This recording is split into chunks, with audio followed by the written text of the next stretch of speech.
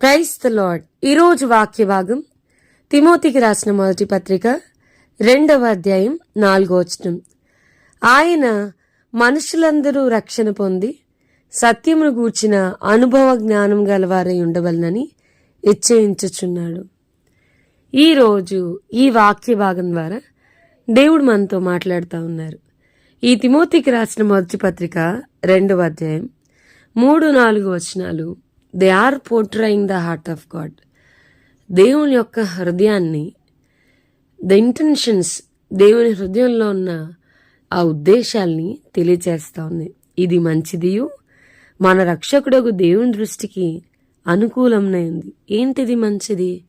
ఏది ఆయన దృష్టికి అనుకూలము అని అంటే, మనుషులందరూ రక్షణ పొంది సత్యమును కూర్చిన అనుభవ జ్ఞానం గలవారై ఉండవలెనని హెచ్చరించి, this is my desire, this is my heart's desire అని ప్రభు మాట్లాడుతూ ఉన్నాడు. మనం చూస్తే వాక్యంలో ఉంది కదా, అగ్నిలో నుండి లాగినట్టుగా మరి నశించిపోవడానికి జోగి పడుతున్న వారిని నువ్వు రక్షించవా అని దేవుని వాక్యం మనల్ని ప్రశ్నిస్తూ ఉంది. నశించి జోగి పడిపోవడానికి వారు సిద్ధంగా ఉన్నారు, మరి నువ్వు వారిని రక్షించవా? పరిషింగ్ సోల్స్ ఎన్నో నరక పంచునుంటా ఉన్నాయి, వారి విషయమై భారం తీసుకోవా? వాక్యం వింటున్న ప్రియమైన వారులారా, దేవుని హృదయాన్ని చాలా దగ్గరగా చూసిన వాళ్ళు బైబిల్లో అసలు ఎలా ప్రార్థన చేశారు, హౌ దే ప్రేడ్. మనం చూస్తే రోమీలకు రాసిన పత్రిక 10వ అధ్యాయం 1వ వచనంలో పౌలు గారు అంటారు కదా, నా సొంత జనులు, నా స్వజనులైన ఇశ్రాయేలీయులందరూ రక్షణ పొందాలనేది నా హృదయాభిలాష, this is my heart's desire అంటున్నాడు. హవా, నాకు 10,000 మంది ఉన్న సంఘాన్ని నాకు ఇచ్చేసే, ఎక్కువ మంది దశభాగాలు ఇచ్చేవాళ్ళు, అట్లేమీ లేదు, ఒక బిల్డింగ్ చాలా ఈ ప్రభు అని అడగట్లా. ఏం కావాలి పోవాలంటే నా స్వజనులందరూ రక్షణ పొందాలి అనేది నా కోరిక అంటున్నాడు. పౌలు గారిని మనం అడిగితే, నా సొంత వారి యొక్క రక్షణ కొరకు నేను క్రీస్తు నుండి వేరే శాపగ్రస్తుని అయిపోవడానికి కూడా ఇష్టపడుతున్నాను.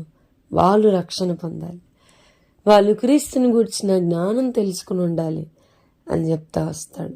ఇర్మియా భక్తుడు అంటాడు, నా జనుల్లో హతులైన వారిని గూర్చి నా తల జలమయముగాను నా కళ్ళు కన్నీటి ఓటగాను మార్చబడనుగాక. యెహోవా దృష్టి నుంచి ఆకాశం నుండి చూచు వరకు నా కన్నీరు ఎడతెక్క కారుచుండును అంటాడు. మనం చూస్తే the best prayer, the best intersection బైబిల్లో మనం చూస్తే శ్రేష్టమైన విజ్ఞాపన ఏంటయ్యా అని మనం చూస్తే మోషే గారు చేస్తారు. మిక్కిలి సాత్వికుడు, దేవుని ఇల్లంతటిలో నమ్మకస్తుడైన వాడు ప్రార్థన చేస్తాడు. ప్రజలు వారి కొరకు దూడల్ని విగ్రహాలను చేసుకుని వాటిని ఆరాధిస్తూ ఐగుప్తు నుండి మమ్మల్ని తెచ్చింది నువ్వే అని అంటా ఉన్నప్పుడు అంటాడు, అయ్యో వీరి పాపమును పరిహరించితివా, లేని ఎళ్ళ జీవగ్రంథంలోండి నా పేరు కొట్టిస్తే ప్రభా, వీళ్ళ బదులు నన్ను చంపేసాయి, నా పేరు జీవగ్రంథంలోంచి కొట్టేసాయి అని అడుగుతా ఉన్నాడు. ఎలాంటి వాళ్ళ కొరకు మొరబెడుతున్నాడు? అసలు ఎవరి ఇశ్రాయేలీలు అని మనం చూస్తే కనుక మోసే గాని రాళ్ళు రూవి చంపాలనుకున్న వాళ్ళు, రాళ్ళు రూవి చంపాలనుకున్న వాళ్ళు, ప్రతి దానికి సనిగే వాళ్ళు, మాంసం పరీక్ష గలవారే గుడారాలు వెలుపుటుండి గుడారాల్లో ఉండి కన్నీరు గార్చేవారు, ఏడ్చేవారు, సనిగేవారు.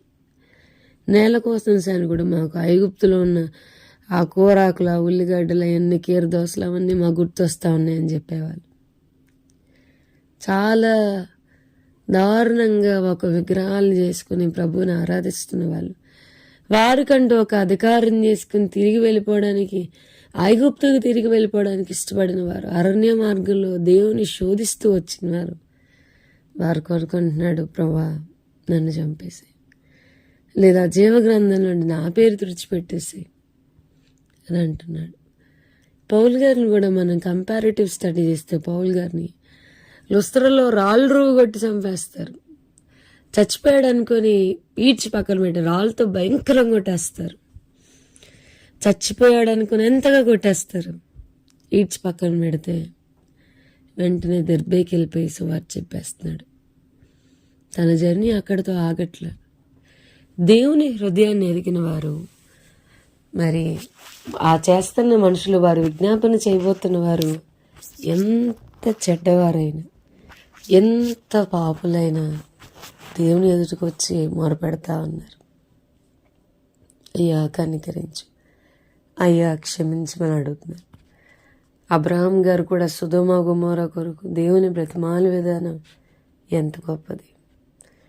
వాక్యం వింటున్న ప్రియమైన వారులారా, మనం కూడా దేవుని హృదయాన్ని ఎరిగిన వారం అయితే ప్రభా కారి, ప్రభా ఏసీ, ప్రభా ఫ్రిడ్జి, ప్రభా ఇల్లు ఇవేమీ అడగం. దేవుని హృదయాన్ని మనం ఎరిగితే, దేవుని హృదయానికి దగ్గరగా మనం మూవ్ ఆన్ అయ్యే వాళ్ళం అయితే, ఎన్నో నీ తండ్రికి ఏం అవసరమో గ్రహించుకుంటారు. అన్న ప్రతి సంవత్సరం ఏటేటా వెళ్ళిపోయి, అయ్యా నాకు మగపిల్లాడిని అని అడిగితే ఏం జరగలా. దేవుని హృదయంలో ఏముందో, దేవునికి ఏం అవసరం ఉందో ఎరిగినప్పుడు గొప్ప ప్రవక్తను కలగలిగింది. సో మనం కూడా అనేకుల కొరకు విజ్ఞాపన చేయుటకు ప్రభు మనందరికీ సహాయం చేయనుగాక. ఆమేన్. ప్రార్థన చేసుకుందాం. ప్రభు, ఈరోజు వాక్య భాగం ద్వారా మీరు మాతో మాట్లాడినందుకు వందనాలు. వాక్యం విన్న మా ప్రియులైన వారిని అందరినీ దీవించి ఆశీర్వదించమని, మా కుటుంబాలన్నిటినీ నీ కొరకు రక్షించుకోవడానికి కావలసినంత వేళ మేము చెల్లించడానికి కృపనిమ్మని యేసునామమున అడిగి వేడుకొంచున్నాం తండ్రి. ఆమేన్. God bless you and have a blessed day.